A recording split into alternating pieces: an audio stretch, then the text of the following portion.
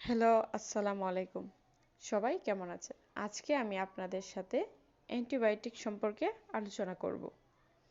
আমরা এই ভিডিওতে জানব অ্যান্টিবায়োটিক কী, অ্যান্টিবায়োটিক কী কী কাজে ব্যবহার করা হয়, অ্যান্টিবায়োটিকের সঠিক ব্যবহার এবং এটি আমাদের শরীরে কী উপকার করে এবং এর ফলে কী ক্ষতি হয়।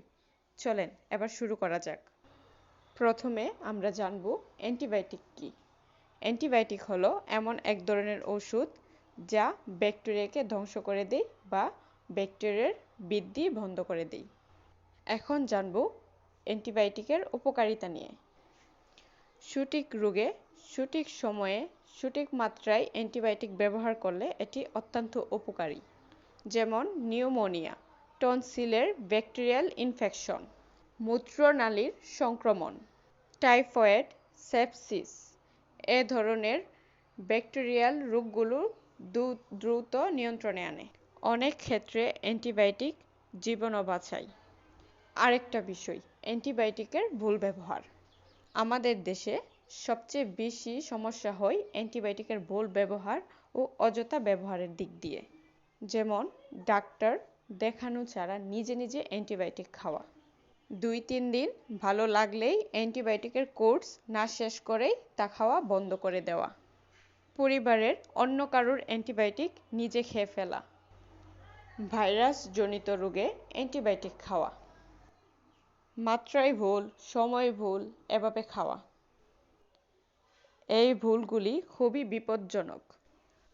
এখন জানব অ্যান্টিবায়োটিকের অপকারিতা।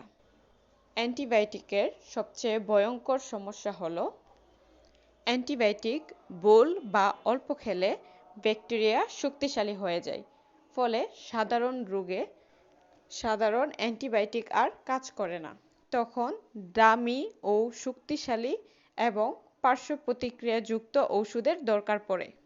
শরীরের ভালো ব্যাকটেরিয়া নষ্ট হয়ে যায়। কিছু অ্যান্টিবায়োটিকে অ্যালার্জি, শ্বাসকষ্ট, চুলকানি, মারাত্মক রিঅ্যাকশন দেখা দিতে পারে। দীর্ঘ সময় ও অতিমাত্রায় অ্যান্টিবায়োটিক খেলে লিভার ও কিডনি ক্ষতিগ্রস্ত হতে পারে। এখন জানব অ্যান্টিবায়োটিক ব্যবহারে করণীয়। প্রথমত, ডাক্তারের পরামর্শ ছাড়া অ্যান্টিবায়োটিক খাওয়া যাবে না। অ্যান্টিবায়োটিকের পুরো কোর্স শেষ করতে হবে।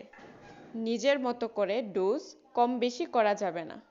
শিশুদের ক্ষেত্রে সতর্কতা অবলম্বন করতে হবে। শেষ কথা, অ্যান্টিবায়োটিক অত্যন্ত উপকারী যদি এটি সঠিক মাত্রায় সঠিকভাবে ব্যবহার করা হয়।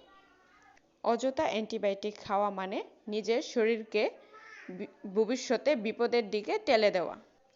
চলুন সচেতন হই, নিজে জানি, পরিবারকে জানাই, অপ্রয়োজনীয় অ্যান্টিবায়োটিক খাওয়া বন্ধ করি।